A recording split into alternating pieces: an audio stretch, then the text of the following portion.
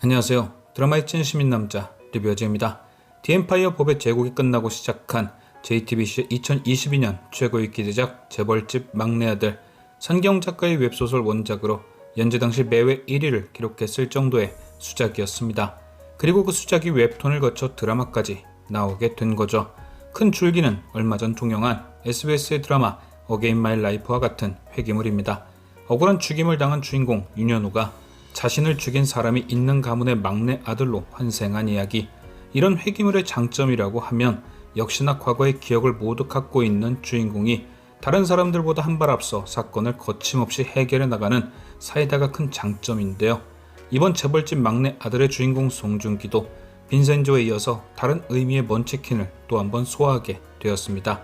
일단 오늘 방영한 1회의 큰 틀은 주인공 윤현우의 현생에 대한 얘기였습니다. 먼치킨물의 특성상 회기 후 재미가 극대화되기 때문에 1회에서 보여진 윤현우의 현생은 간략하게 그가 어떤 사람이었고 왜 죽었는지에 대한 얘기가 등장했었죠. 그래서 오늘 리뷰는 주인공 윤현우에 대해 살펴보겠습니다. 주인공 윤현우에 대한 가장 큰 특징은 국내 최대 기업의 고졸 출신 특채 직원이란 점입니다. 드라마 중간에도 몇 번씩 등장하지만 말단 직원부터 상사까지 그의 능력에 대해선 인정하지만 출신에 대해선 전혀 인정하지 못하는 분위기죠. 물론 윤현우 자신도 그 부분에 대해선 인정을 하고 있습니다. 그렇게 뒤에서 자신의 스펙에 대해 비웃는 직원을 봐도 묵묵히 자신이 맡은 일에 최선을 다합니다. 맞서기보단 그들의 시선을 인정하고 벗어나기 위해 더 노력할 뿐이죠. 그런 윤현우가 근무하는 곳은 미래자산관리팀, 오너일가가 순양의 미래자산이란 이름 아래 그들의 일거수일투족을 관리하는 좋게 말해 미래자산 관리이고 하는 일은 그냥 조선시대 몸종이나 다름없죠. 간혹 재벌 드라마나 영화를 보면 이런 경우가 있습니다. 집에서 일하는 메이드, 그러니까 가장 가까운 곳에서 자신들의 시중을 드는 직원을 한국어를 전혀 하지 못하는 외국인을 쓰는 모습, 즉 가장 가까이 있을수록 알게 되는 것이 많을 테니 들어도 뭔 말인지 모를 외국인을 고용해 비밀 유지에 힘을 쓰는 거죠. 하지만 윤현우는 외국인이 아닙니다. 말귀 다 알아먹는 한국인이죠. 그런데 그런 윤현우에게는 외국인보다 오너일가 곁에 오래 살아남을 수 있는 원칙이 있었습니다.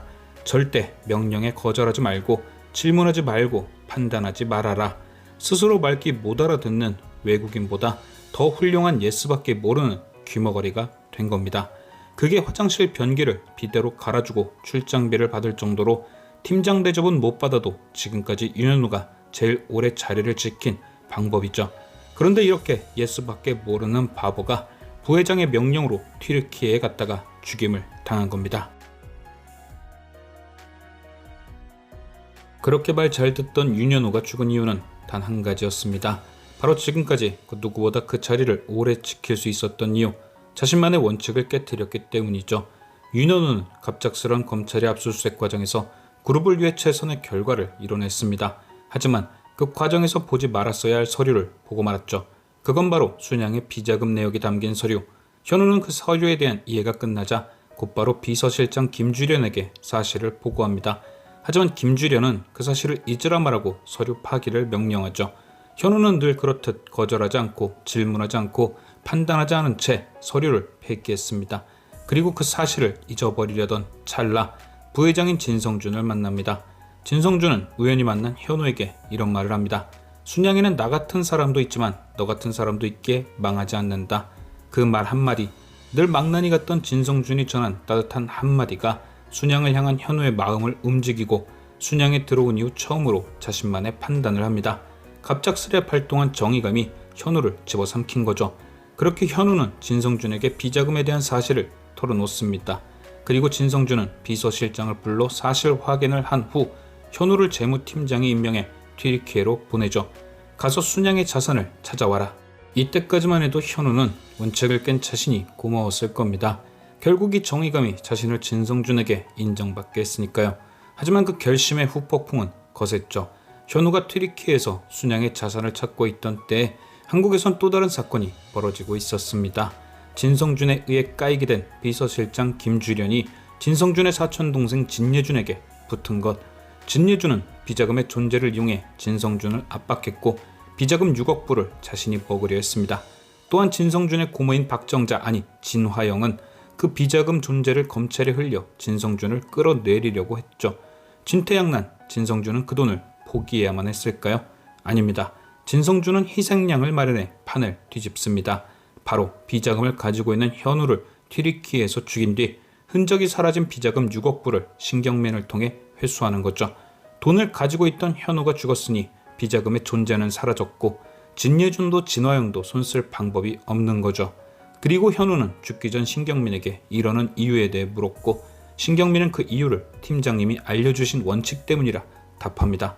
결국 현우를 죽인 건 진성준이지만 죽은 이유는 원칙 때문이었던 거죠. 원칙을 지키지 않은 자가 원칙을 지킨 자에게 말입니다. 그렇게 튀르키예에서 억울한 죽임을 당한 현우는 곧바로 누군가의 몸으로 환생을 합니다. 바로 진양철의 삼남 진윤기의 아들로 말이죠. 그런데 왜 하필 진윤기의 아들 진도준일까? 저는 그 이유를 두 명의 억울한 죽음을 밝히기 위한 신의 계획이라 생각합니다. 현우는 죽기 전 진윤기를 만난 적이 있습니다. 그리고 그의 부인 이혜인도 만난 적이 있죠. 이혜인은 가족들이 다 모인 자리에서 이런 얘기를 했습니다. 나에게 순양물산 지분 3%가 있다. 이 정도면 승계 싸움에 캐스팅 보트가 될 만한 지분이다. 누구든 이 지분이 탐난다면 내 아들에 대한 얘기를 해달라. 여기서 말하는 아들이 바로 진도준입니다. 1987년 우연한 사고로 세상을 떠났다는 진윤기의 아들. 그러니까 1987년에 죽게 될 진도준의 몸에 현우가 들어가게 된 거죠. 결국 이 말인즉 현우가 해야 할 일이 자신의 복수 말고 또 하나가 생긴 겁니다. 바로 1987년에 죽게 될 진도준을 살려서 그의 몸을 통해 자신을 죽인 사람까지 찾아 복수를 해야 한다는 것. 신은 두 사람을 모두 살리진 못했지만 이 계획으로 두 사람을 해한 악인을 처단할 겁니다. 1987년에 죽은 진도준의 몸과 2022년에 죽은 윤현우의 영혼을 통해 말이죠. 아무도 예상컨대 현우를 죽인 것이 진성준이라면 진도준을 죽인 것도 진성준이지 않을까. 진도준의 몸에 윤현우가 들어갔다는 설정이 같은 사람에 의해 죽게 된 것이기 때문이지 않을까요?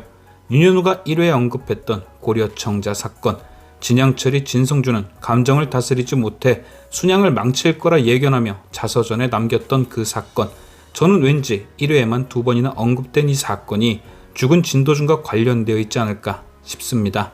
그러니까 자서전에는 청자라고 적혀 있지만 실제 있었던 사건은 진성준이 실수 혹은 감정을 다스리지 못하고 진도준을 해친 일이 아닐까 싶은 거죠.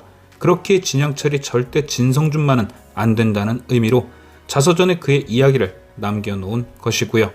어쨌든 확실한 건 다시 한번 시작된 1987년도에선 진도준은 죽지 않게 될 것이란 것. 보태어 죽지 않는 것은 물론 진성준을 위협할 만한 최우선 후계자가 될 수도 있겠죠. 예고편에 나왔듯 이미 진도준은 미래를 알고 있으니 어느 대선 후보, 어느 분야에 투자해야 성공한다는 것을 모두 알고 있으니까요.